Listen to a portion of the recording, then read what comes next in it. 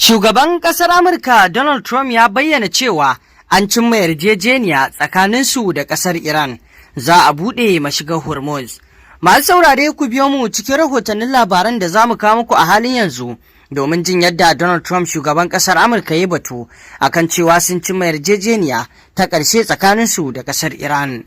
Shugaban ƙasar Amurka Donald Trump ya ce an cimma matsaya akan yarjejeniyar kawo ƙarshen yaƙi da ƙasarsa ke yi da ƙasar Iran. Cikin wani saƙo da ya wallafa a shafinsa na sada zumunta, Mr. Trump ya ce ya bayyana matakin ne bayan wayar da ya yi da shugabannin ƙasashen Larabawa a karo daban-daban da kuma Firaministan Isra'ila Benjamin Netanyahu. Shugaban na Amurka ya ce cikin yarjejeniyar da aka cimma akwai batun sake buɗe mashigar Hormuz.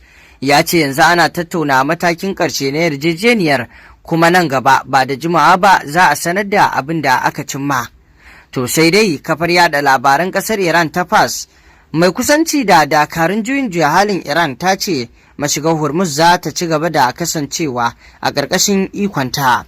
Wannan wani al'amari ne da ake kallonsa a jira dai a ji mai ƙasar Iran za ta faɗa idan an gama tattaunawa, domin ba kasafai maganganun da Trump ya yi suke kasancewa hakan ne ba, domin ya sha ya fito ya maganganu daga bisani kuma a ga wannan magana tasa ba haka take. Firaministan Birtaniya Keir Starmer ya ce suna fatan ganin yarjejeniyar da za ta tabbatar da buɗe mashigar Hormuz.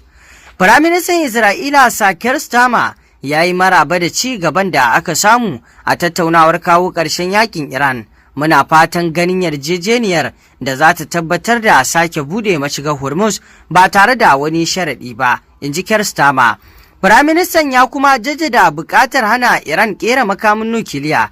Cikin wani saƙo da ya wallafa a shafinsa na X, ya ce a shirye Birtaniya take ta yi aiki da ƙasashen duniya don hana Iran wannan dama da ta jima da buri. Wani ɗan bindiga ya buɗe wuta a kusa da fadar gwamnatin ƙasar Amurka. A ɗaya rahoton da muke tafa da shi dai wani al'amari da ya faru a ƙasar Amurkan.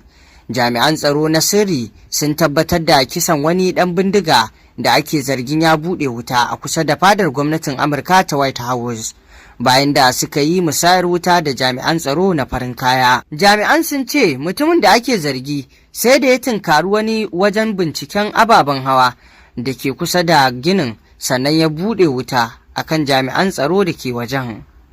Ba tare da ɓata lokaci ba, jami'an tsaron suka mayar masa da martani inda aka ji masa rauni, shi da wani mutum da ke kusa da shi. An dai kai mutumin da ake zargi asibiti inda daga bisani kuma ya mutu. Lokacin da aka kai harin, shugaba Trump na cikin fadar White House. To masu saurari, ƙarshen rahotannin labarin kenan. Ku ci gaba da bibiyar wannan rahotannin labarai da muke kawo muku a wannan tasha tamu domin sanin abubuwan da ke faruwa a duniya baki ɗaya.